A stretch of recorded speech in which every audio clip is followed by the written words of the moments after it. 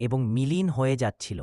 যেখানে সারার জিনিসপত্র ছড়িয়ে ছিটিয়ে রয়েছে, বনের গভীরতার মধ্যে দীর্ঘ সম্ভ্রান্ত গোপনীয়তার দিকে ইঙ্গিত করে।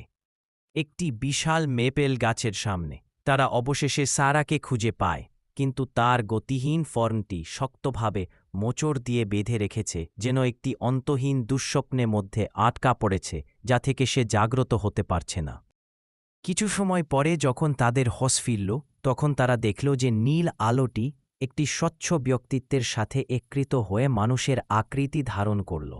সে বনের চেতনা, মানে বনের আত্মা, যিনি বলছে যে সারা আগুন জ্বালানোর জন্য একটি তরুণ ম্যাপেল গাছ কেটেছিল, তাই সে এখন শাস্তি পাচ্ছে। আত্মা তাদের মানব শোষণের ধ্বংসাত্মক কিছু ইতিহাস দেখায়, যে কিভাবে মানুষ বন থেকে গাছ কেটে নিয়ে যায়, যার ফলে বনের পশুপাখিদের ঘরবাড়ি ধ্বংস হয়। অতক্ষণ সব